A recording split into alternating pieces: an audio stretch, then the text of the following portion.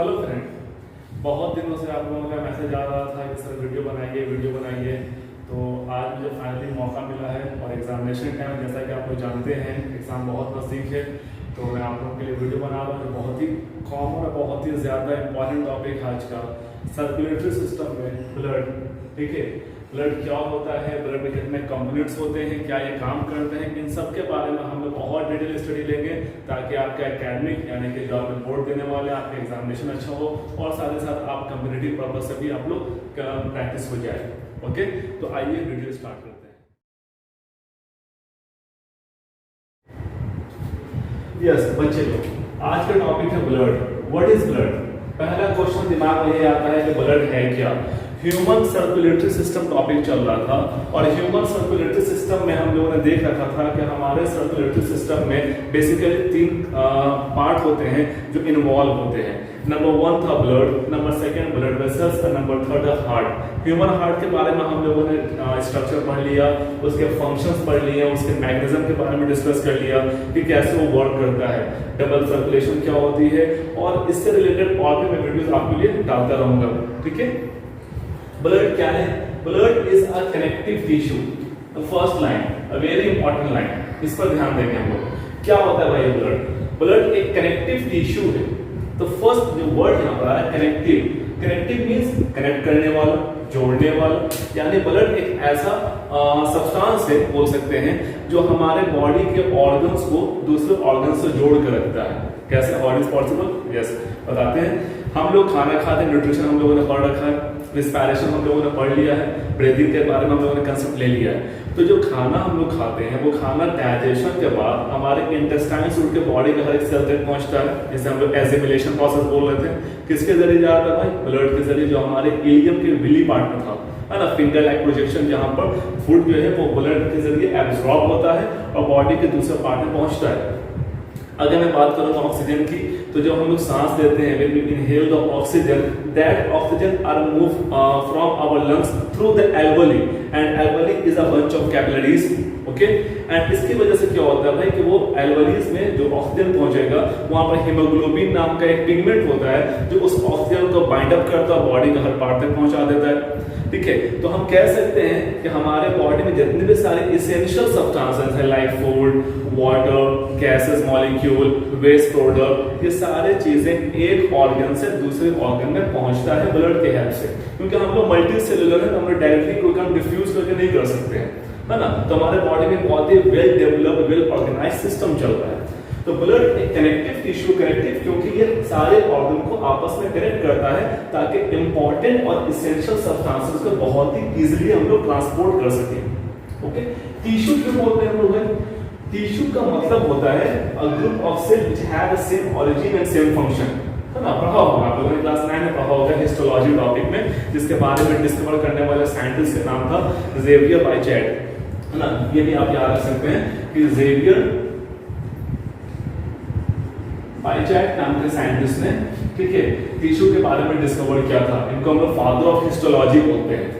Okay, तो tissue क्यों बोलते हैं? Because blood is a group of cell, same types of cell which have the same origin and same function. अब same origin के बोलने के मतलब कि भाई इसकी ऑर्गेनाइजेशन जो है, जिसकी ओरिजिन है वो एक जैसी होगी।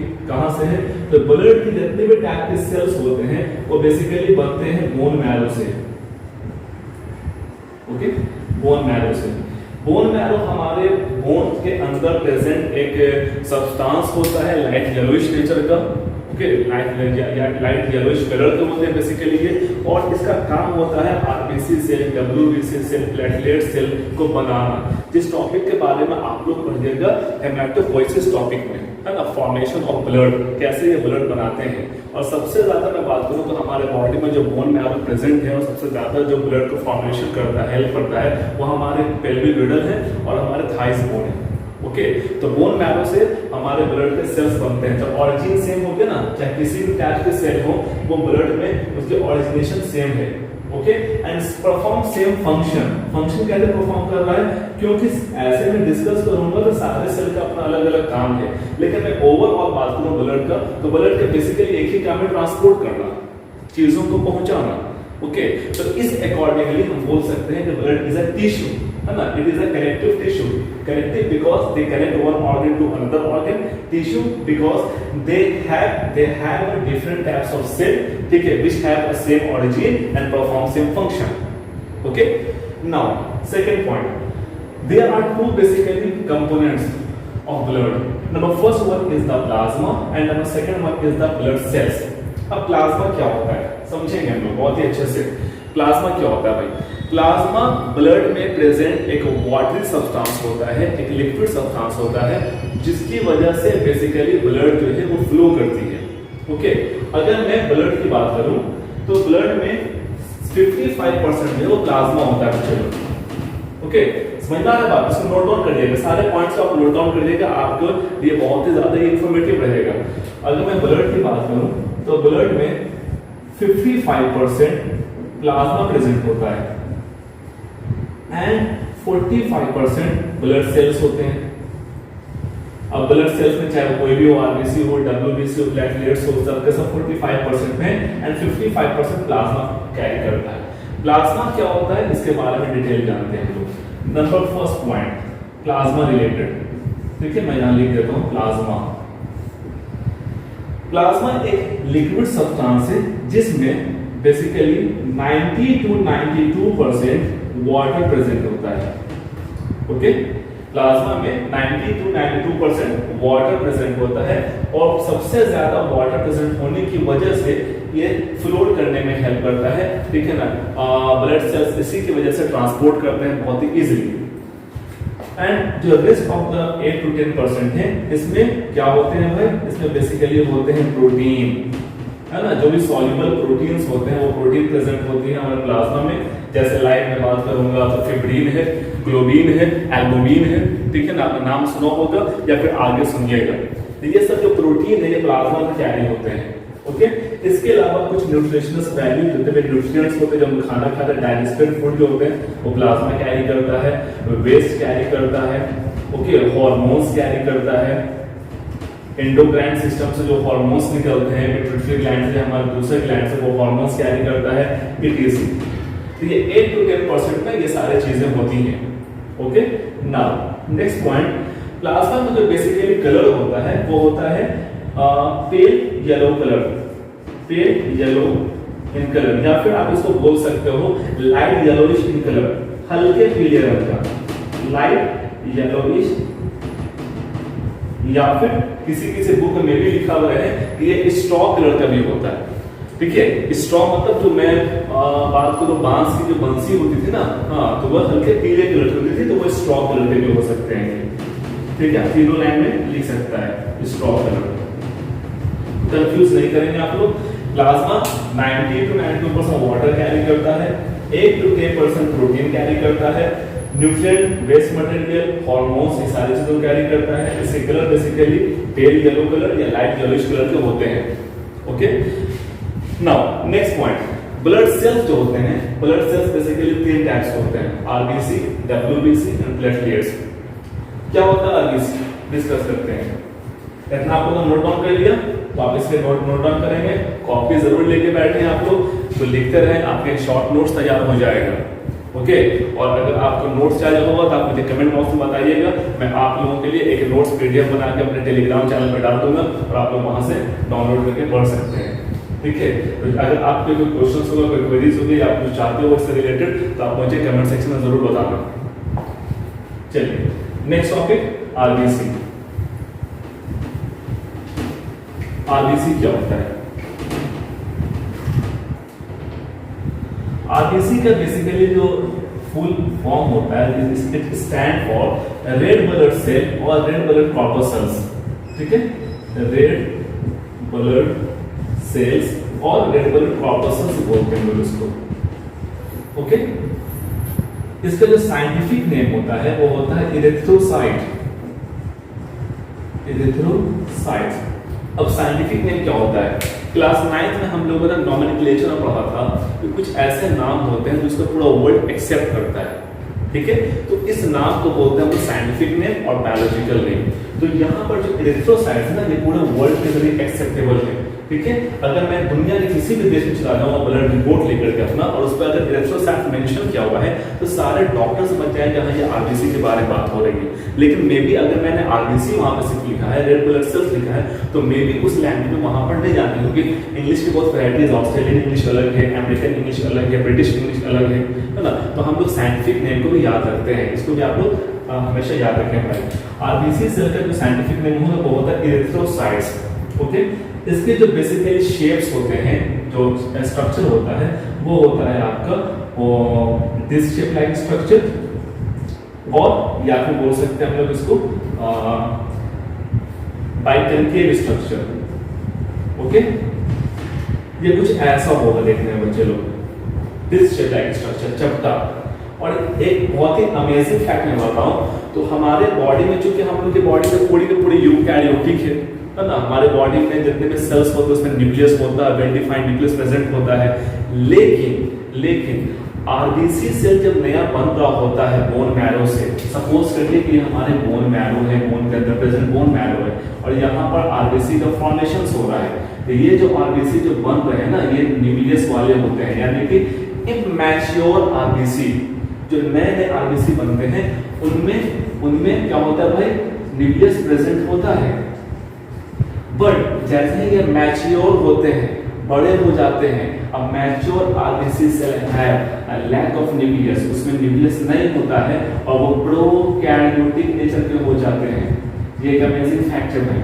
अब क्यों ऐसा होता है, बिकॉज सॉरी, क्योंकि प्रोकैरियोटिक सेल यानी आरबीसी सेल का बेसिकली काम होता है ऑक्सीजन को कैरी करना। तो इसमें बहुत सारे जब ऑर्गेनेली होंगे तो इसमें प्रोटीन, हेमोग्लोबिन जो प्रोटीन है उसकी कमी हो जाएगी और ज्यादा से ज्यादा ऑक्सीजन कैरी नहीं कर पाएंगे। तो ये सरफेस एरिया को इंक्रीज करने के लिए, हेमोग्लोबिन को ज्यादा से ज्यादा कैरी करने के लिए इनके अंदर की न्यूक्लियस धीरे धीरे एक केमिकल प्रोसेस है, ठीक है, जिस वजह से डिमिनिश हो जाती है, खत्म हो जाती है और ये प्रोकैरियोटिक नेचर में कन्वर्ट हो जाते हैं।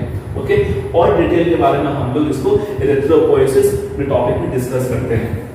नाउ नेक्स्ट पॉइंट जो आपको याद रखना होगा, ठीक है, इसकी जो काउंटिंग होती है वो बेसिकली होती है 4 to 5 मिलियंस, ठीक है, 4 to 5 मिलियंस या 4 to 7 या 6 मिलियन डायरेक्टली कर दो, क्योंकि बहुत से बुक में अलग अलग रहता है ना, 4 to 6 मिलियंस, ठीक है। इनमें से सबसे ज्यादा जो है वो मेल प्रेजेंट होता है, 5.5 मिलियंस अप्रॉक्स मेल में आरबीसी सेल प्रेजेंट होते हैं एंड 4.4 मिलियंस फीमेल में प्रेजेंट होते हैं। फीमेल में आरबीसी काउंटिंग थोड़ी कम होती है, इसलिए उसमें हेमोग्लोबिन की काउंटिंग भी कम होती है, जिस वजह से फीमेल में हेमोग्लोबिन की कमी हो जाती है, ठीक है। पास में याद है आप लोगों को।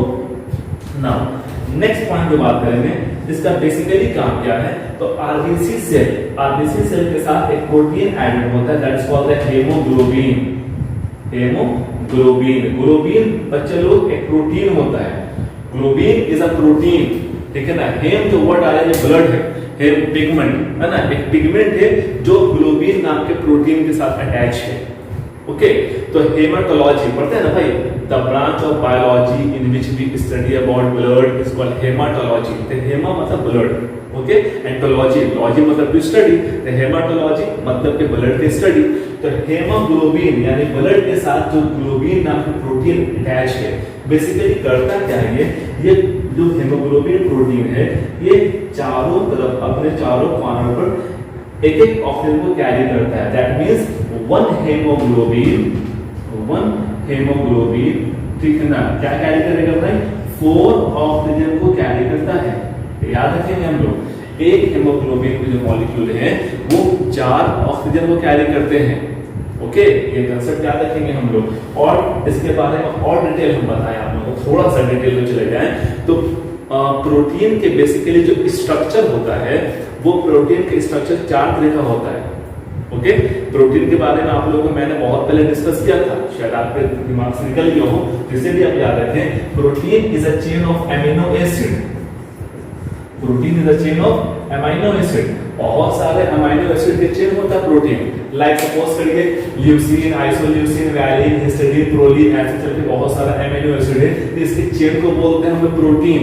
और प्रोटीन का अपना स्ट्रक्चर होता है, कुछ प्रोटीन हो सकते हैं कि वो सिंगल स्ट्रैंडेड इस फॉर्म में होते हैं, इसको हम लोग बोलते हैं प्राइमरी स्ट्रक्चर।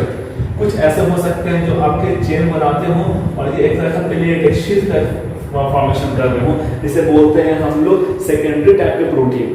कुछ ऐसे प्रोटीन होते हैं जो थोड़ा जिगजैग फॉर्म में होंगे, कुछ ऐसा एंजाइम्स हमारे होते हैं इस तरह के, ठीक है, इसे बोलते हैं टर्शियरी प्रोटीन। और हेमोग्लोबिन जो है वो बेसिकली होता है क्वांटिनरी प्रोटीन, ठीक है। ये भी आपके वन वर्ड क्वेश्चंस के लिए तैयार है कि हेमोग्लोबिन एक प्रोटीन है, किस टाइप का प्रोटीन है, क्वांटिनरी इन नेचर, ठीक है, या हाईली कॉम्प्लेक्स होते हैं और इसके अंदर जो है वो 4 कॉर्नर पे 4 ऑक्सीजन मॉलिक्यूल बाइंड अप होते हैं, ओके।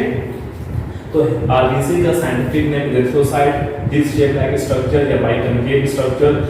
मैच्योर आरबीसी में हेमोग्लोबिन नहीं होता है, इसकी जो काउंटिंग होती है बेसिकली 4 to 6 मिलियंस होती है, ठीक है ना। मेल में 5.5 मिलियंस एंड फीमेल में 4.5 मिलियंस, थोड़ी फीमेल में कम होती है भाई, ओके। इसके साथ एक प्रोटीन अटैच होता है दैट्स कॉल्ड हीमोग्लोबिन। इसका बेसिकली काम होता है ऑक्सीजन को बाइंड अप करना। जितना ज्यादा हीमोग्लोबिन होंगे बच्चे लोग उतना ज्यादा ऑक्सीजन बाइंड अप होगा, जितना ज्यादा ऑक्सीजन को बाइंड अप करेंगे रिस्पायरेशन रेट उतना अच्छा रहेगा, क्योंकि हम लोगों ने पढ़ रखा है कि रिस्पायरेशन में 2 चीजें चाहिए, 2 सबस्ट्रेट चाहिए, एक glucose molecule, second oxygen molecule. तो हम लोग सब खाना खाते हैं, ग्लूकोज हमारे बॉडी में है, जब हम ऑक्सीजन ले रहे हैं, सांस लेते हैं, when we inhale the oxygen, that oxygen are mixed or react with the glucose molecule and oxidize the glucose and convert it into the ATP, adenosine triphosphate, जिस एनर्जी की वजह से हम लोग चल पा रहे हैं, इतना मैं बोल पा रहा हूँ, आप पढ़ पा रहे हो, ओके। तो अगर हेमोग्लोबिन की कमी हो जाएगी तो ऑक्सीजन की डिफिशियंसी होगी, जिसकी वजह से धीरे धीरे वीकनेस आएगा और हमारी बॉडी के ऑर्गन डिस्टर्ब हो सकते हैं, फाइनली डेथ भी हो सकती है। तो हेमोग्लोबिन हमें अपना अच्छा रखना चाहिए, ओके। तो ये हुआ आरबीसी के बारे में एक ओवरव्यू, आप इसे नोट डाउन कर ले या आप उसका एक स्क्रीनशॉट भी ले सकते हैं, आप लोग स्मार्ट हैं ना, तो स्क्रीनशॉट भी आप ले लें ताकि आपको बाद में काम आ जाएगा, okay. Now next topic WBC. क्या होता है डब्ल्यूबीसी, देखते हैं। आई होप क्लास आपको समझ में आ रहा होगा। इससे एक क्वेश्चन आता है बाबू हमेशा कि क्या होगा अगर हीमोग्लोबिन की कमी हो जाएगी। इसका आंसर मुझे लिख देना तो कमेंट्स बॉक्स में कि अगर हीमोग्लोबिन की कमी होगी तो क्या होगा, ओके। इस क्वेश्चन को भी आप बताना। 96 now next is WBC. WBC का जो फुल नेम होता है वो होता है व्हाइट ब्लड सेल्स, या फिर इसका साइंटिफिक नेम होता है, मैं सबको लिख देता हूँ, व्हाइट ब्लड सेल्स या जो व्हाइट ब्लड क्रोमोसोम्स से बोलते हैं हम लोग इसको।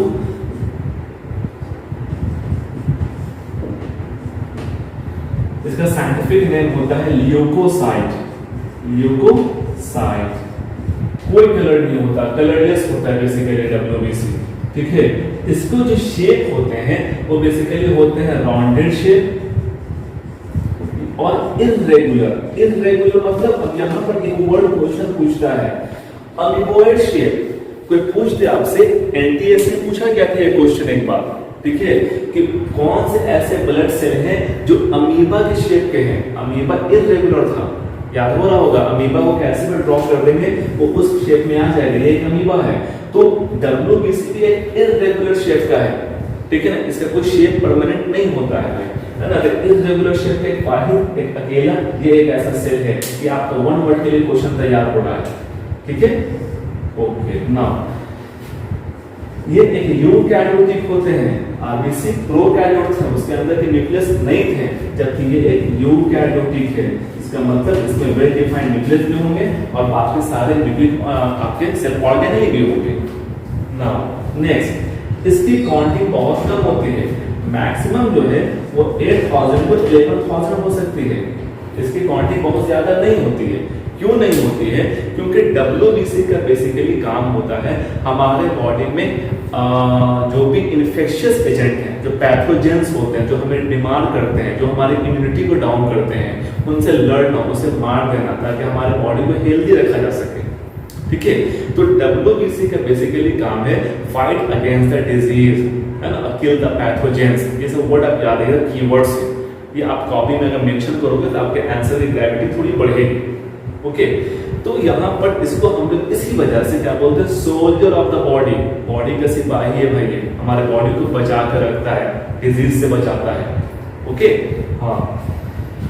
और क्या करता है, it helps to maintain our immunity, ये इम्यूनिटी को बिल्डअप करता है। अगर WBC के काउंटिंग हमारे सही नहीं है, WBC के अंदर बहुत टाइप के सेल होते हैं, आप आगे बढ़िएगा है ना, ग्रैन्युलोसाइट्स, अग्रैन्युलोसाइट्स, मैं आपको कंफ्यूज नहीं करूंगा, अगर आप बोलिएगा तो मैं इसके बारे में डिटेल वीडियो आपके लिए बना के डाल दूंगा ताकि आपको समझ में आ जाए। WBC monocytes, lymphocytes, B lymphocyte, T lymphocyte, eosinophil, basophil, neutrophil, बहुत टाइप के सेल होते हैं और सबका अपना अपना स्पेसिफिक काम होता है। ओके तो अगर आप बोलिए तो मैं इसके बारे में भी एक अलग से वीडियो बना के आपके लिए डालूंगा। तो WBC की अगर काउंटिंग थोड़ी डिस्टर्ब हो जाएगी तो डिजीज हो जाता है ना, बहुत ही खराब डिजीज होता है। अगर इसकी काउंटिंग बेसिकली 8 to 11,000 होती है, मैंने वैसे बताया आपको मैक्सिमम 11,000 तो होती है नॉर्मल पर्सन में। अगर इसकी काउंटिंग बहुत ज्यादा हो जाए, सपोज करिए 1 लाख हो जाए, तो ये क्या करेगा, इसका बेसिकली काम था ना प्रोकैरियोटिक सेल, बैक्टीरिया को मारना, पैथोजेंस को किल करना। तो ये डिफरेंशिएट नहीं कर पाएगा कि भाई हमारे बॉडी के आरबीसी में प्रोकैरियोटिक नेचर का है और बाहर से आने वाले पैथोजेंस भी प्रोकैरियोटिक है। तो ये क्या हो रहा है, इसके बहुत ज्यादा क्वांटिटी हो जाती है तो ये खुद के आरबीसी सेल को मारना स्टार्ट कर देता है, खुद के आरबीसी सेल को खुद डिस्टर्ब कर देगा, जिस वजह से डिजीज होती है that is called the leukaemia. Leukaemia जिसे हम लोग क्या बोलते हैं भाई, जिसे हम लोग बोलते हैं ब्लड कैंसर, ब्लड कैंसर। तो WBC की इसका काउंटिंग अगर इरेगुलरली बढ़ने लगे हमारे बॉडी में, ये बहुत ही खराब चीज है। बेसिकली होता नहीं है किसी पर्सन में, किसी एक्सेप्शंस की वजह से होता है, तो उस एक्सेप्शन से बचना चाहिए मुझे। अब ये क्यों होता है, तो ब्लड कैंसर टॉपिक में डिटेल में पढ़ेंगे तो डिस्कस करेंगे कि ऐसे पीछे क्या क्या काउज हो सकते हैं बेसिकली। ओके तो WBC को भी आपको यहाँ पर नोट डाउन कर लें। WBC का साइंटिफिक नेम आपका ल्यूकोसाइट्स है, नॉन इरेगुलर शेप के होते हैं, वाइड शेप भी बोलते हैं हम लोग इसे। इसकी जो काउंटिंग होती है 8 to 11,000 होती है, यूकैरियोटिक नेचर का होता है, ठीक है। और इसका जो मेन काम होता है ये अगेंस्ट जो फाइट के जो भी आपके एजेंट्स होते हैं, पैथोजेंस होते हैं, उसे किल करना ताकि हमें हेल्दी रख सके, हमारे इम्यूनिटी को मेंटेन कर सके। ओके इसे भी आप नोट डाउन कर लें। Now the next point is the platelets। ये भी एक बहुत ही इंपॉर्टेंट टॉपिक है, प्लेटलेट्स क्या होता है।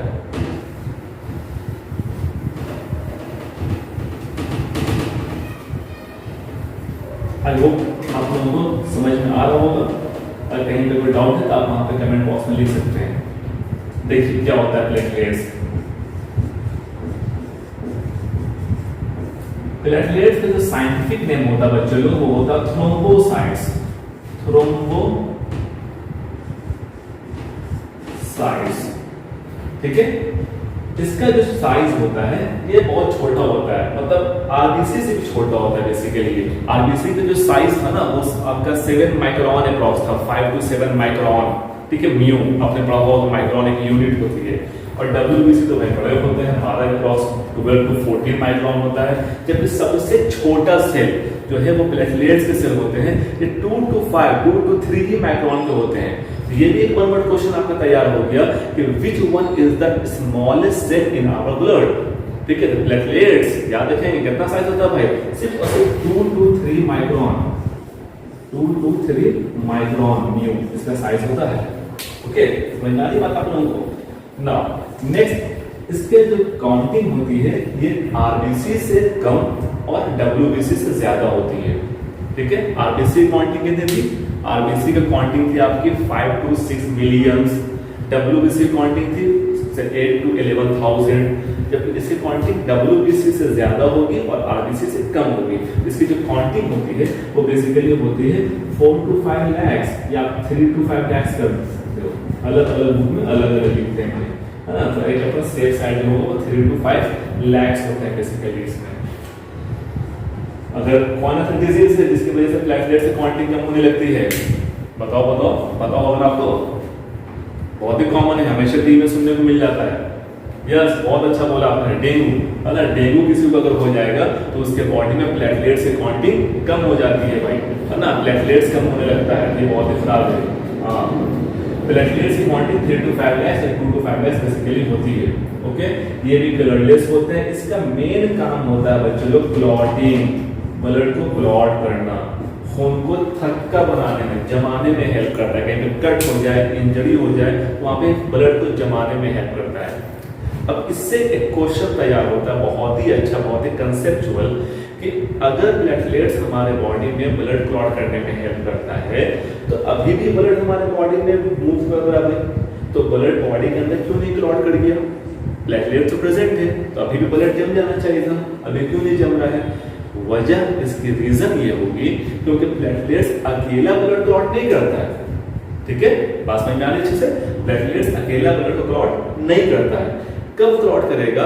जब भी कहीं पर इंजरी होगी, चोट लगेगा, ठीक है, या कट हो जाएगा, फौरन हमारे ब्रेन को एक सिग्नल जाएगा कि लीवर को बोलिए एक प्रोटीन को सिंथेसाइज करे, एक प्रोटीन बनाए जिसका नाम है फिब्रिन प्रोटीन। फिब्रिन, और इस फिब्रिन प्रोटीन की वजह से प्लेटलेट्स क्लॉट करता है। ठीक है, तो fibrin is a clotting protein, clotting protein, जिसकी वजह से ब्लड क्लॉट करता है। बहुत ही इंपॉर्टेंट कंसेप्ट है। फिब्रिन कैसे बनता है, कितने स्टेप्स होते हैं, हाँ, इसके बारे में भी डिस्कस अगर आप बोलिएगा तो मैं डिटेल वीडियो डाल दूंगा कि कैसे ब्लड क्लॉट करता है। ठीक है ना, ब्लड के क्लॉटिंग के पूरा मैकेनिज्म मैं समझा दूंगा। कैल्शियम के प्रेजेंस में थ्रोम्बिन, थ्रोम्बोप्लास्टिन अलग अलग टर्म से वो कैसे फिब्रिनोजन बनाते हैं, फिब्रिनोजन कैसे फिब्रिन बनाता है, ये सारा कंसेप्ट मैं आपको समझा दूंगा। ओके, तो फिब्रिन के प्रेजेंस में बेसिकली प्लेटलेट्स ब्लड क्लॉट करता है। कहां पर? जहां पर इंजरी होती है। अब आप इसको ऐसे समझिए, सपोज करिए यहाँ पर कोई बॉडी ऑर्गन से यहाँ कट हुआ है, चोट लगी है, यहाँ पर कट होने की वजह से यहाँ से ब्लड फ्लो करना स्टार्ट कर दिया और ब्लड यहाँ से निकल रहा है। ठीक है, मैकेनिज्म तो बॉडी के अंदर चलेगा, लीवर सिंथेसाइज करेगा फिब्रिन को, तो क्या होगा? फिब्रिन से एक वर्ड याद रखना, फाइबर, है ना, फाइबर से याद रखना फिब्रिन, फाइबर। तो क्या करेगा? बेसिकली यहाँ पर एक फाइबर लाइक स्ट्रक्चर का फॉर्मेशन होता है, एक फाइबर। अब जब यहाँ पर इससे जार एक ब्लड बन जाएगा ना, जब ब्लड यहाँ आएंगे तो ब्लड के सेल यहाँ पर आकर फंस जाएंगे। ठीक है, जिस वजह से ब्लड क्लॉटिंग होती है। तो फिब्रिन जो है वो हेल्प करता है ब्लड को क्लॉट करने में। कहां पर? जहां पर इंजरी होगी वहीं पर, हर जगह नहीं है। अभी ब्लड में, बॉडी में हमारे कहीं इंजरी नहीं है तो ब्लड क्लॉट नहीं हो रहा है। अभी यहाँ पर कस के पिंच कर देंगे, यहाँ पर ब्लड क्लॉट करेगा क्योंकि बॉडी को सिग्नल मिलेगा भाई कि यहाँ पर इंजरी हुई है, सेल डैमेज हुआ है, फौरन यहाँ पर फिब्रिन को एक्टिवेट किया जाए। मैकेनिज्म समझ में आ रहा है आप लोगों को? गुड। अब हमारे बॉडी में एक ऐसी जगह है जहां पर ब्लड अगर क्लॉट करेगा तो प्रॉब्लम होगी, जैसे बोलते हैं किडनी, रिनल एरिया। ठीक है, जब ब्लड हमारे फिल्ट्रेशन के लिए किडनी के पास पहुंचती है, उसमें नेफ्रॉन पार्ट होते हैं, ठीक है, तो वहां पर ब्लड क्लॉट नहीं करना चाहिए। तो हमारे बॉडी में एक एंटी क्लॉगिंग एजेंट भी होता है, एंटी क्लॉगिंग प्रोटीन भी होता है जिसका नाम होता है हेपरिन। हेपरिन, HAPRIN, हम याद रखेंगे आपको, ये सब वन वर्ड क्वेश्चन मैं आपके लिए तैयार कर रहा हूँ। ठीक है, एंटी क्लॉगिंग एजेंट, इससे ब्लड क्लॉट नहीं करता है, एंटी क्लॉट। ठीक है, जिसकी वजह से ब्लड हमारे रेनल एरियाज में स्पेशली क्लॉट नहीं करेगा। और क्लॉट कर जाएगा तो लीवर तो काम करना बंद, किडनी तो हमारा काम करना बंद कर देगा ना, तो मर जाएंगे। तो यहाँ पर ब्लड को क्लॉट करने में हेल्प करता है फिब्रिन, एंड ब्लड को क्लॉट नहीं करने देता है हेपरिन। ठीक है, दोनों एक दूसरे के अपोजिट काम करते हैं। दोनों सिंथेसाइज कहां से होता है भाई? लीवर से होता है। ओके, तो ये आपका बेसिकली ब्लड कंपोनेंट का टॉपिक था, plasma, blood cells, RBC, WBC, platelet. अब मैंने सारी चीजों को एक चार्ट बॉक्स में मैंने बना दिया है टेबुलर फॉर्म में, आप इसे देख के समझ सकते हैं। शेप कैसा होता है भाई आरबीसी का? Biconcave disc, rounded, irregular, rounded, oval. Okay, size 7 to 8 micron, WBC 12 micron approx. ठीक है ना, platelets 2 to 5 micron approx. Counting RBC 5.5 million in male, 4.5 million in female, WBC 8 to 11,000, लेकिन किसी किसी बुक में भी 5 to 10,000 या 5 to 9,000 भी होगा, तो कंफ्यूज नहीं करेंगे। 12 to 13,000 तक भी रहता है। ठीक है, 50,000 से ज्यादा नहीं होता है, फिर डिजीज में आ जाएंगे हम लोग। Platelets 1.5 to 4.5 lakhs approx. ठीक है, लैक्स नहीं होगा हमेशा, मिलियंस में नहीं होगा। WBC से ज्यादा होंगे, RBC से कम होंगे। कलर रेड होता है हेमोग्लोबिन की वजह से। WBC कलरलेस होता है, प्लेटलेट्स भी कलरलेस होता है। काम स्ट्रक्चर कैसा होता है? RBC जब मैच्योर होगा तो प्रोकैरियोट, मैंने खास करके मेंशन कर दिया स्पेशली। ठीक है ना, मैच्योर RBC, इमैच्योर RBC जो बन रहा है अभी वो प्रोकैरियोटिक नहीं होगा, वो यूकैरियोटिक ही होगा। लेकिन जब वो मैच्योर हो जाता है वो प्रोकैरियोटिक नेचर के हो जाते हैं।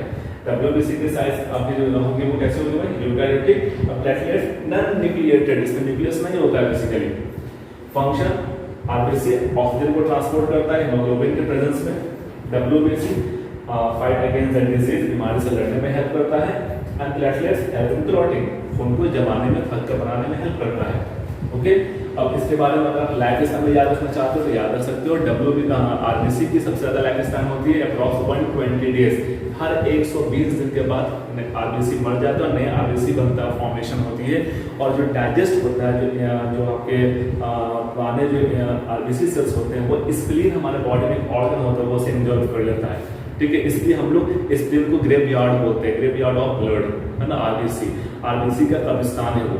ठीक है, वो उसे खत्म कर देता है, इंगल्फ कर लेता है। नहीं तो आरबीसी जो पुराने 120 दिन के बाद जो आरबीसी हमारे बॉडी में है, तो वो तो ऐसा ही हमारे बॉडी में फ्लो करते रहेंगे ना, तो वो तो हमारे बॉडी के लिए यूजलेस है, उसे स्प्लीन डाइजेस्ट कर देता है, खत्म कर देता है। ठीक है, तो स्प्लीन जो है वो हमारे स्टमक के पास होता है। ये भी आप कंफ्यूज ना होना, स्प्लीन कहाँ पे होता है भाई, हमारे राइट हैंड साइड में लीवर होता है, स्टमक क्या होता है, स्टमक के बाद यहाँ पर हमारे स्प्लीन एक ऑर्गन होता है, जो हम लोग लिम्फेटिक सिस्टम में पढ़ेंगे बहुत डिटेल में इसको। स्प्लीन हमारे लिम्फेटिक सिस्टम का एक पार्ट है। ओके, WBC का लाइफ स्पैन बहुत ज्यादा नहीं होता है, ठीक है, मैक्सिमम 14 डेज तक हो सकते हैं मैक्सिमम। ठीक है, और प्लेटलेट्स की जो आपकी लाइफ स्पैन होती है, ये आपको कुछ आवर्स और कुछ डेज की होती है। ठीक है, तो आई होप ये पूरा वीडियो कंप्लीट आपके लिए इन्फॉर्मेशन होगा क्लास 10 के लिए, बेसिकली लाइफ प्रोसेस के लिए, कि क्या क्या ब्लड से रिलेटेड क्वेश्चन पूछ सकते हैं कंपटीशन में या फिर किसी भी एकेडमिक में। ओके, तो अगर आपको ये वीडियो अच्छा लगा तो अपने दोस्तों में शेयर करें, वीडियो को लाइक करें, चैनल को अगर आपने अभी तक आपने सब्सक्राइब नहीं किया तो बिल्कुल सब्सक्राइब करें और ऑल नोटिफिकेशन के बिल को जरूर प्रेस करें। Okay, thank you.